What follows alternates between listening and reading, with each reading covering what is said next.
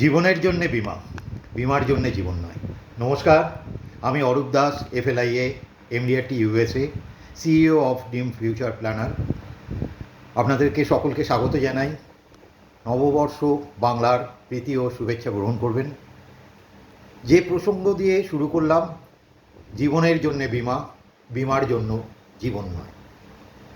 জীবন বিমা মানে আমাদের সকলেরই একটি প্রচলিত ধারণা যে জীবন বিমা এমন একটি বিমা যা জীবনে যদি কোনো দুর্ঘটনা বা কোনো অনিশ্চিত ঘটনা ঘটে যায়, অর্থাৎ মৃত্যু, তাহলেই তা কার্যকরী হয়। কিন্তু আপনাদের সুবিধার্থে বলে রাখি, জীবন বিমা বেসিক্যালি কোনো বিমা বা ইন্স্যুরেন্স নয়, ইটস আ অ্যাসুরেন্স প্রোডাক্ট। এখানেতে যদি নির্দিষ্ট মেয়াদকালে কোনো ঘটনা ঘটে তাহলে যেরকম ইন্স্যুরেন্সের বেনিফিট পাওয়া যায়, একইভাবে মেয়াদ অন্তে কিনা অ্যাসিওর্ড টাকা পাওয়া যায়। তাই আমরা বলতে পারি এটা অ্যাসুরেন্স। আর আমার যে পরিভাষা, বিমা শব্দের অর্থ আমার পরিভাষায় বিশেষ রূপে মা। বিমা এমন একটা বিষয় যা আমাদের বিভিন্ন উদ্দেশ্যকে চরিতার্থ করতে সহায়তা করে থাকে। জীবনের বিভিন্ন উদ্দেশ্য আমাদের থাকে, বিভিন্ন লক্ষ্য থাকে। এই উদ্দেশ্য এবং লক্ষ্য দুটো ভাগে বিভাজ্য। একটা হচ্ছে যেটা কি না কম্প্রোমাইজ করা যায়, আর একটা হচ্ছে যেটা কম্প্রোমাইজ করা যায় না। কম্প্রোমাইজ করা যায় এরকম উদ্দেশ্যগুলোর মধ্যে একাধিক উদ্দেশ্য রয়েছে। যেমন আপনি কোনো রকম একটি বাসস্থান বা বাড়ি, ফ্ল্যাট কিনতে চাইছেন, এটা একটা উদ্দেশ্য। কোনো গাড়ি কিনতে চাইছেন, বিদেশ ভ্রমণ করতে চাইছেন, কোনো আউটিংয়ে যেতে চাইছেন, সেইগুলোকে আমরা কিনা কম্প্রোমাইজযুক্ত উদ্দেশ্য বা লক্ষ্য বলে থাকি। কিন্তু যেগুলো কম্প্রোমাইজযুক্ত নয়, যেগুলো অবশ্যম্ভাবী এবং যেগুলোকে নির্দিষ্ট মেয়াদকালে অবশ্যই করতে হবে, সেগুলো হলো যেমন সন্তানের শিক্ষা, সন্তানের বিবাহ, আমাদের বার্ধক্যজনিত ইনকাম বা রোজগার, সহজ ভাষায়, সহজ পরিভাষায় পেনশন। কারণ আমি সহজ কথাটাকে সহজভাবে বলার চেষ্টা করছি আপনাদেরকে এই ভিডিওর মাধ্যমে। এই যে দু ধরনের উদ্দেশ্য আছে আমাদের মানব জীবনেতে, বা দু ধরনের লক্ষ্য রয়েছে, তা আমরা কিনা সেভিংসের মাধ্যমে তার তহবিল বা ফান্ড ক্রিয়েট করে থাকি। যেগুলো কম্প্রোমাইজযুক্ত, অবশ্যই বলবো সেগুলো কিনা ঝুঁকিযুক্ত বিনিয়োগের মাধ্যমে আমরা ফান্ডকে ক্রিয়েট করতে পারি বা তৈরি করতে পারি। আর যেগুলো কম্প্রোমাইজ যুক্ত নয়, সন্তানের শিক্ষা, সন্তানের বিবাহ, বার্ধক্যজনিত পেনশন, এইগুলোকে অবশ্যই অ্যাসিওর্ড যে ফান্ড তার মাধ্যমে গঠন করা উচিত। অ্যাসিওর্ড ফান্ডের মধ্যে যেমন রয়েছে ব্যাংকের রেকারিং ডিপোজিট, যেমন রয়েছে পাবলিক প্রভিডেন্ট ফান্ডের ডিপোজিট, যেমন রয়েছে লাইফ ইন্স্যুরেন্স কর্পোরেশন অফ ইন্ডিয়াতে জমা। লাইফ ইন্স্যুরেন্স কর্পোরেশন অফ ইন্ডিয়ার যে অঙ্ক আপনি যখন বিমা করেন, যে অঙ্কের বিমা করেন, সেটাকে বলা হয় সাম অ্যাসিওর্ড, অর্থাৎ একদম অ্যাসিওর্ড একটা টাকা বা সুনিশ্চিত টাকা, যা আমার অনিশ্চিত জীবনেতে যদি কোনো অমোঘ কালো মেঘ নেমে আসে তাহলে আমার পরিবার পাবে। আর যদি মেয়াদ অন্তে আমি জীবিত থাকি তাহলে অবশ্যই ওই নামাঙ্কিত টাকাটি, ওই সাম অ্যাসিওরটি আমি পাবো। তার সঙ্গে পাবো আমার এই সমস্ত যে পিরিয়ড ধরে তার ভুগদান বা প্রিমিয়াম জমা করেছি, তার এগেনস্টে যে প্রফিট এসছে সেই প্রফিট। এক্ষেত্রে অবশ্যই আপনাদেরকে স্মরণ করিয়ে দিই, জীবন বীমা নিগমের কিন্তু প্রফিট আপনার দেহ টাকার ওপর হয় না, যেটা অন্যান্য সেভিং সেক্টরে আপনার দেহ টাকার ওপরে হয়ে থাকে। অন্যান্য সেভিং সেক্টর বলতে গেলে ব্যাংকের recurring deposit, public provident fund, এগুলো সকল কিছুই আপনি যে জমা করছেন প্রতি বছর সেই টাকাটার ওপরেই একটা অ্যাসিওর্ড ইন্টারেস্ট পাচ্ছেন, কোথাও 6.5%, কোথাও 7%, কোথাও বা 7.5% হিসেবে আসছে। আর life insurance corporation of India থেকে আপনি যে অ্যাসিওর্ড ফান্ডটি পান, তার সঙ্গে যে আপনার বোনাস বলে যেটাকে পাওয়া যায়, সেটাই কিন্তু প্রতি বছরের ক্যালকুলেশন হয় আপনার যে আশ্বাসিত অঙ্ক যেটা, অর্থাৎ সাম অ্যাসিওর্ড, সেই সাম অ্যাসিওর্ডের ওপর ক্যালকুলেট হয়ে থাকে। সহজ পরিভাষায়, যদি কি না লাইফ ইন্স্যুরেন্স কর্পোরেশন অফ ইন্ডিয়ার ইন্টারেস্ট রেট 6% হয়, আর আপনার সাম অ্যাসিওর্ড যদি 10 লাখ হয়, তাহলে 10 লাখের ওপর 6% হিসেবে তাহলে কিন্তু আপনার প্রতি বছর আপনার ফান্ডে ক্রেডিট হতে থাকে। আর একবার ক্রেডিট হয়ে যাওয়া অঙ্ক কিন্তু কোনোভাবেই তা নিম্নগামী হয় না বা ঊর্ধ্বগামী হয় না। আবার পরের বছরে যে রেটে ইন্টারেস্টটা ক্রেডিট হলো, সেটা আপনার ফান্ডে জমা হতে থাকলো।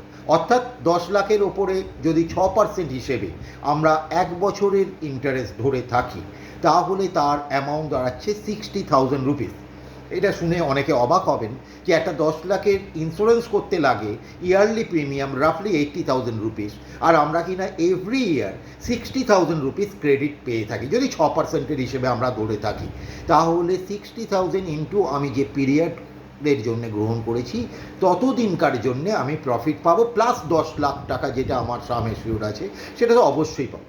এই কথাটা বলার অর্থ আমার এই যে আমার একটা নির্দিষ্ট সময়ের পর সন্তানের শিক্ষার জন্যে যে অর্থ আমার প্রয়োজন পড়বে, সেই অর্থের একটা ধারণা আমি আজকের তারিখে করতে পারি। কিভাবে করতে পারবো না, আজকে মনে করলাম যে আমার সন্তানকে আমি এমবিবিএস পড়াবো। আজকের ডেটে আমার সন্তানের বয়স এখন আমি ধরে নিচ্ছি 0, তাহলে আজকের ডেটে এমবিবিএস করতে গেলে দেখা যাচ্ছে যে রাফলি 10 থেকে 15 লাখ টাকা পড়ছে, সরকারি ক্ষেত্রেই যদি ধরে থাকি 10 থেকে 15 লাখ টাকা সকল খরচা মিলিয়ে, শুধু ফিজ নয়, বাকি আনুষঙ্গিক বই খাতা, অন্যান্য ড্রেস মেটেরিয়াল, আমার ল্যাবরেটরি মেটেরিয়াল সব কিছু মিলিয়ে ধরে রাখলাম 15 লাখ রুপিস পড়ছে আমার কিনা সন্তানের 5 বছরের এমবিবিএস পড়ার জন্য। তাহলে আজকে 2025-এ যেটা 15 লাখ, আপনার সন্তানের এই 0, আজ থেকে 18 বছর বাদে বা 19 বছর বাদে সন্তান যখন কিনা এমবিবিএসে ভর্তি হবে, স্বাভাবিকভাবে ইনফ্লেশন রেট অনুযায়ী তার যে খরচাটা এসে দাঁড়াবে সেটা 15 লাখের বেশ কয়েক গুণ হয়ে দাঁড়াবে।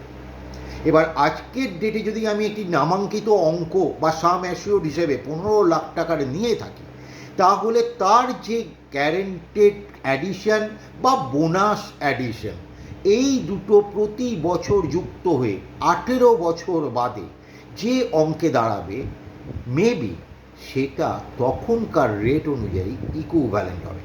আশা করি আপনাদেরকে আমি বোঝাতে সমর্থ হয়েছি। যদি না সমর্থ হয়ে অবশ্যই আমাকে কমেন্ট করে জানাবেন, আমি আবার জিনিসটাকে ক্ল্যারিফাই করার চেষ্টা করব। সোজা ভাষায় বলতে গেলে আজকের ডেটে যে টাকা খরচা পড়ছে সেই টাকার একটি সাম অ্যাসিওর্ড আমি গ্রহণ করে নিলাম। এইবার আমি কিনা তা প্রতি বছর ইএমআই রূপে আমি পেমেন্ট করতে থাকলাম প্রিমিয়ামের মোডে। একটা সময়ের পর যখন সন্তান 18 উত্তীর্ণ হলো, তখন তার ভ্যালুয়েশন ওই 15 লাখ টাকা সাম অ্যাসিওর্ড প্লাস 18 বছরের গ্যারেন্টেড অ্যাডিশন বা বোনাস তার সঙ্গে যুক্ত হলো। যদি গ্যারেন্টেড অ্যাডিশন ধরে রাখি থাকে 60 রুপিস বা 80 রুপিস, কারণ আমাদের কিছু চিলড্রেন পলিসিতে 80 রুপিস গ্যারেন্টেড অ্যাডিশনও রয়েছে, যাতে আবার লিমিটেড পেমেন্ট টার্মও রয়েছে, সেটা আরেকদিন আপনাদের সঙ্গে আলোচনা করব। তাহলে সেটা 18 বছর ধরে যুক্ত হবে এবং যুক্ত হওয়ার পর দেখা যাবে 60,000 ইন্টু যদি 18 করা যায়, তাহলে দাঁড়িয়ে যাচ্ছে 10,80,000 টাকা প্লাস 15 লাখ টাকা, অর্থাৎ রাফলি বলতে পারি 26 লাখ রুপিসের একটা আমরা প্রভিশন অ্যাসিওর্ড ফান্ড আজকের ডেটে দাঁড়িয়ে আমরা করতে পারলাম, যা ইনফ্লেশন রেটে 15 লাখ টাকা বাড়ার পর যেখানে গিয়ে দাঁড়াবে তাকে মেবি টাচ করে উঠতে পারবে। এটা একটা বড় সুবিধা। এটা তো গেল সন্তানের এডুকেশনের ফান্ডের ক্ষেত্রে বলছি। সাথে সাথে আবার বলবো শুধুমাত্র জীবন বীমা, যেভাবে বলেছিলাম যে বীমা জীবনের জন্য বীমা, বীমার জন্য জীবন নয়। অর্থাৎ একটা কোনো রকমভাবে টুকরো টাকরা একটা কিছু করে নিয়েছি, কোনো একজন আমার অভিজ্ঞতা বন্ধু বলেছিল যে একটা করতে হবে, তাই আমি একটা করে নিয়েছি। আমার একটা, আমরা তো বলি এলআইসি আছে, এবারে সেইটার ভ্যালুয়েশন আমরা কখনো সেইভাবে আমরা করে দেখি। আর একটা কথা আপনাদেরকে বলতে চাইবো বন্ধু, যাই করবেন তা কিন্তু ভবিষ্যতের রেট অফ ইন্টারেস্ট বা ভবিষ্যতের রেট অফ রিটার্নকে মাথায় রেখে করবেন। এর জন্যে যদি কম্বিনেশন অফ প্রোডাক্টে যেতে হয়, তাহলে আপনার অভিজ্ঞতা বন্ধুকে বলবেন আমাকে কম্বিনেশন অফ প্রোডাক্ট দাও। আর যদি ওয়ান শর্ট অফ প্রোডাক্টে কিনা তা পরিপূর্ণ হতে পারে, তাহলে তিনি যেন সেটার বিষয়েও পর্যালোচনা করেন। আমরা অনেক সময় বলি যে আমি এই টাকা দিতে পারবো, তুমি এই টাকার মধ্যে কিছু একটা করে দাও। কিছু একটা করার জন্যে অনুরোধ করব, আপনারা জীবন বিমাতে আসবেন না। কারণ জীবন বিমা করা মানে কিন্তু আমার অভিকর্তা বন্ধুর উপকার করা নয়। আমার জীবন বিমা আমি যখন করছি, অর্থাৎ আমার জীবনের জন্যে বিমা করছি, যে বিমা আমাকে ভবিষ্যতে দুটো উদ্দেশ্যকে পূরণ করতে সহায়তা করছে। 1 নম্বর, আজকের প্রথম কিস্তিটি প্রিমিয়াম রূপে দেওয়ার সাথে সাথে সম্পূর্ণ সাম অ্যাসিওর্ডের ভ্যালুর যে ঝুঁকি তা কিনা গ্রহণ করে থাকছে আমাদের ভারতীয় জীবন বীমা নিগম, যা আমার পরিবারকে সুরক্ষিত করছে।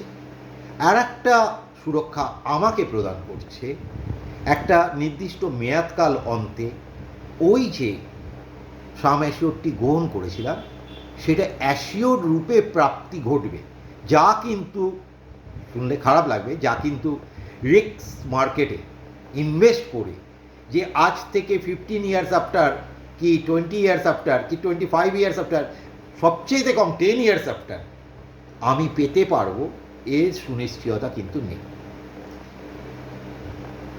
সদ্য ভারতবর্ষের যে স্টক মার্কেট তা অনেকটাই বিশ্ব অর্থনীতির কারণে, বিশ্ব বাজারের জন্যে তা অনেকটাই ডাউন হয়েছে, আগামী দিনে আবার উঠবে।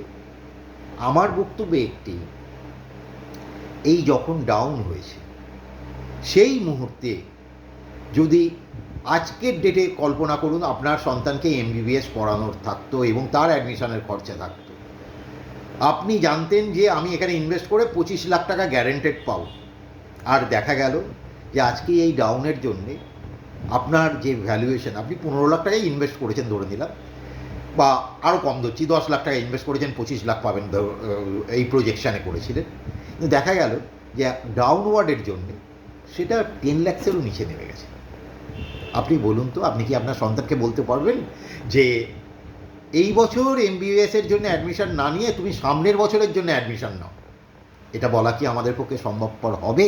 না সন্তানের বিবাহকালে বলুন না এই বছর তোমার বিবাহটা থাক, সামনের বছর তোমার বিবাহের জন্য ভাবো, বা আমি রিটায়ারমেন্ট করছি এই বছর গ্যারেন্টেড, একদম মানে আমার বয়স অনুযায়ী আমাকে রিটায়ারমেন্টে যেতে হবে, আর রিটায়ারমেন্ট তহবিল বাবদ আমি ভেবেছিলাম এই টাকাটা পাবো। তাহলে আমি কি আমার যে মানে এমপ্লয়ার তাকে কি বলতে পারবো মালিককে যে না আমাকে আরও 2 বছর রেখে দিন, 2 বছর বাদে ফান্ডটা বাড়লে আমাকে রিটায়ারমেন্টটা দেবে? একটু চিন্তা করে দেখবেন বন্ধু, জীবনের যেগুলোকে কম্প্রোমাইজ করা যায়, বাড়ি গাড়ি বিদেশ ভ্রমণ, এগুলোর ক্ষেত্রে কিন্তু রিস্ক ফ্যাক্টরে ইনভেস্ট করে আমি ফান্ড করতে পারি। কেন? কারণ আজকে আপনি ভেবেছেন আপনি একটা 1 কোটি টাকার দামের ফ্ল্যাট কিনবেন বা বাড়ি কিনবেন, দেখা গেল যে ফান্ডের কোনো কারণে তহবিলটা নেমে যাওয়ায় আপনার 70 লাখ বা 75 লাখ হচ্ছে, তাহলে আপনি কম্প্রোমাইজ করতে পারেন, 1 সিআরের জায়গায় আপনি 75 লাখের জিনিসটা পারচেস করতে পারেন। আপনি ভেবে রেখেছিলেন আমি একটা কিনা 15 থেকে 20 লাখ টাকার দামের গাড়ি কিনবো, ফান্ড নেমে যাওয়া সেটার ভ্যালু এসে দাঁড়াচ্ছে 12 লাখ টাকা, আপনি 12 লাখ টাকার গাড়িতে যেতে পারেন। আপনি ভেবেছিলেন আমি আজকে বিদেশ ভ্রমণ করবো, কস্টলি সবচাইতে যে সকল কান্ট্রিগুলো আছে তার মধ্যে অন্যতম একটি হচ্ছে সুইজারল্যান্ড, আমি ভেবেছিলাম যে আমি সুইজারল্যান্ড কিনা ঘুরে আসবো, এবারে সেখানের ক্ষেত্রে ওটা কমে যাওয়ায় আপনি সুইজারল্যান্ডের বদলে কিন্তু সিঙ্গাপুর যেতে পারেন।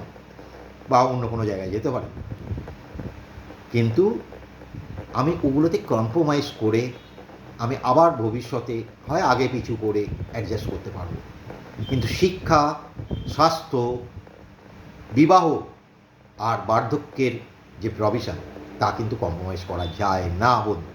তাই অনুরোধ, এই সকল ক্ষেত্রগুলোকে অবশ্যই সেই বিমা দ্বারা সুরক্ষিত করবেন যে বিমা নিশ্চিত অঙ্ক আপনাকে প্রদান করবে। বিমা মানে জীবন বিমা নয়, বিমা মানে ব্যাংকের রেকারিং ডিপোজিট, অর্থাৎ যা অ্যাসিওর্ড ফান্ড আমাকে দিচ্ছে। বিমা মানে পাবলিক প্রভিডেন্ট ফান্ডে জমা, যা আমাকে অ্যাসিওর্ড ফান্ড দিচ্ছে। বিমা মানে আমাদের পরিচিত লাইফ ইন্স্যুরেন্স কর্পোরেশন অফ ইন্ডিয়ার জীবন বিমা, যা দুটো ভাগে বিভক্ত, একটা বোনাসের ভাগে আর একটা গ্যারেন্টেড অ্যাডিশনের ভাগে। দুটোর মধ্যে তফাৎ, বোনাস লাইফ ইন্স্যুরেন্স কর্পোরেশন ইন্ডিয়ার প্রতি বছর যে সারপ্লাস হয়, সেই সারপ্লাসের ভিত্তিতে বোনাস প্রতি বছর ক্রমবর্ধমান বা কখনো কখনো একটু হ্রাসমানও হতে থাকে, অর্থাৎ সর্বদা 100% সুনিশ্চিত নয়, 99% সুনিশ্চিত। আর একটা হচ্ছে গ্যারেন্টেড রিটার্ন বা গ্যারেন্টেড অ্যাডিশন, যা কিনা একদম প্রথম দিন থেকে আপনাকে লিখিত আকারে এলআইসি অফ ইন্ডিয়া আপনার সঙ্গে যে চুক্তিপত্র করে তাতে নির্ধারিত করা থাকে, যাতে কিনা আজকের ডেটে দাঁড়িয়ে আমি একদম নিশ্চিন্ত হয়ে যাই আজ থেকে একটা নির্দিষ্ট সময় পরে কি অঙ্কের টাকা আমি বা আমার পরিবার বা আমার সন্তান পেতে চলেছে বা পাবেই, যা আমরা কিনা মর্টগেজ রূপে ব্যবহার করেও কিনা অনেক সময় অর্থের ব্যবস্থা করতে পারি। এরকম আরও অনেক কিছু বিষয় আপনাদেরকে জানানোর জন্যে আগামী দিনে আবার আসবো।